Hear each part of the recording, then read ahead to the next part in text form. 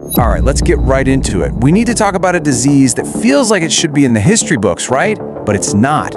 It's here, right now. And here's the crazy part. The paradox at the heart of all this, it's totally preventable, it's curable, and yet it's one of the deadliest things on Earth. So that's the big question, isn't it? How can something we literally know how to cure still be winning? I mean, every single day, thousands of people are dying from this. It's a massive public health crisis that just isn't getting the attention it deserves. And, you know, when you look at the numbers, you realize this isn't just a failure of medicine, it's a failure of will. It's a moral crisis.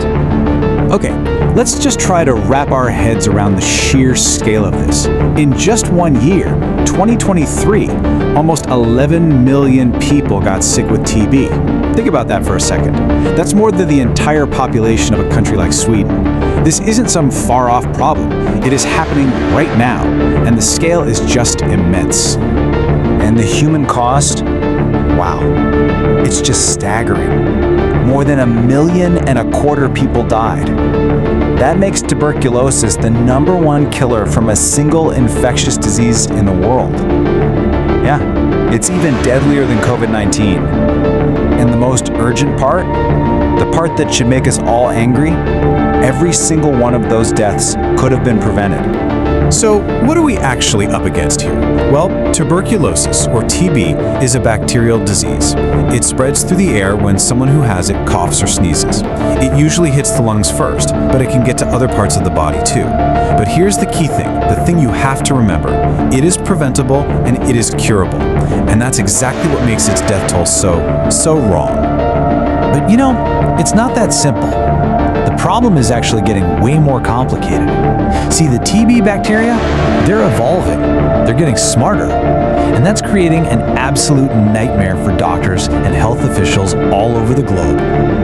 This is where we introduce the villain of our story, multi-drug-resistant TB, or MDR for short. This right here is the biggest biological threat we face in controlling TB. It's basically a superbug version of the disease. It's learned how to fight back against our best drugs, turning what should be a curable illness into this long, brutal, and often fatal fight. And get this.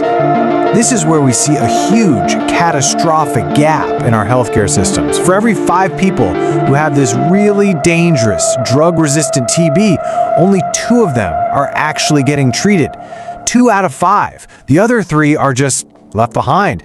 And that's not just a personal tragedy for them. It means these super strains are spreading, making the whole problem worse for everyone. You know, for a while there, we were actually winning. Slowly, yeah, but surely. The world was making real progress against TB. And then, bam, we hit a wall. Actually, it's worse than that. We got knocked backwards, and years of really hard work just got erased. Just look at this timeline. It tells a really devastating story. From 2005 to 2019, everything was heading in the right direction. Deaths were falling. Then, 2020 happened. The pandemic threw a wrench in everything. Services got shut down, and all that progress just stopped. And then it reversed. By 2021, death rates were back to where they were in 2017. And by 2023, new cases were at their highest point in decades. We are absolutely losing this fight right now. So the world set this big, important goal. Let's cut new TB cases by 50% by 2025. A great goal. So how are we doing? Well, we've only managed an 8.3% cut. We are so far off track, it's not even funny. I mean, it's a catastrophic failure.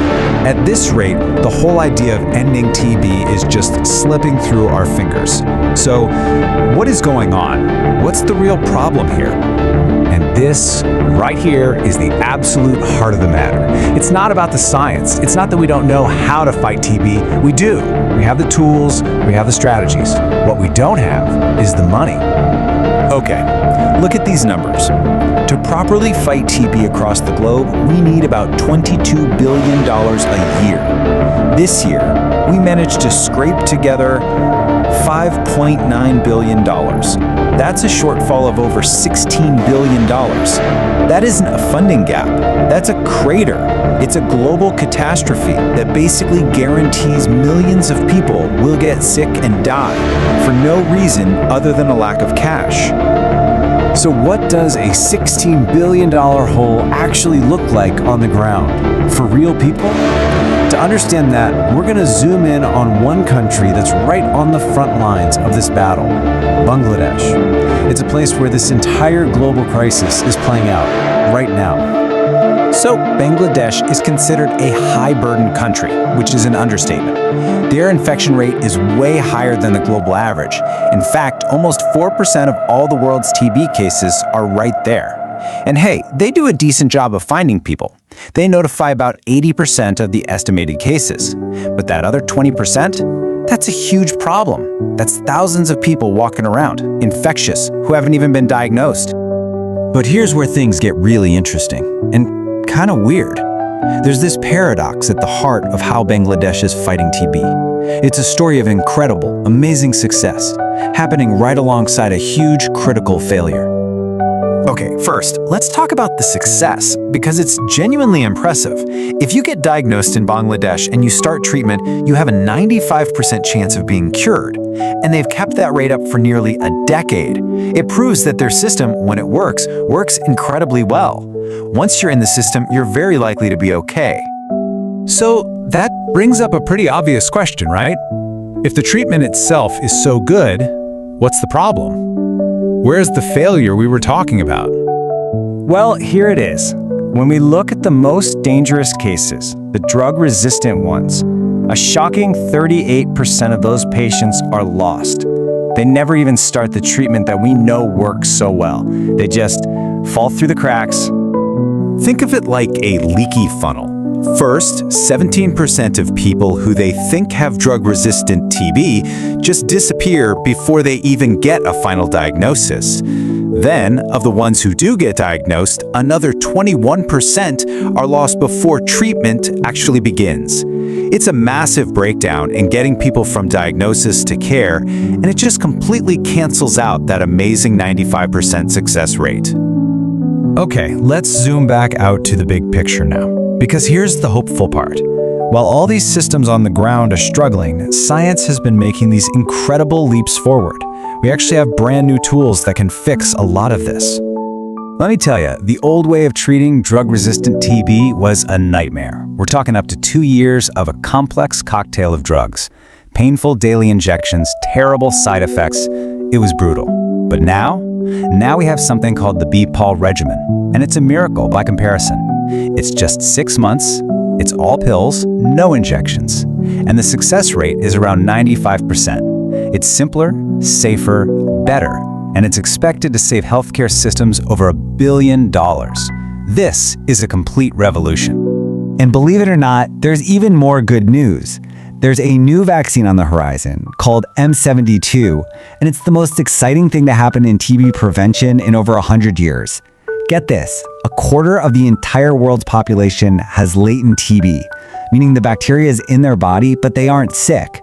This vaccine could stop them from ever getting sick in the first place. It would be the ultimate game changer, moving us from just treating the sick to actually preventing the disease. And this really brings us to the central tragedy of the whole situation. We have these amazing new drugs, we have better ways to diagnose people, there's a vaccine coming that could change everything. The science has done its job. The failure isn't in the lab. The failure is a lack of political will and a lack of investment. So that leaves us with one final, really urgent question. We have literally created the tools to defeat one of the oldest, deadliest diseases in human history. We know exactly how to win this war. The only question left is, do we have the will to actually do it?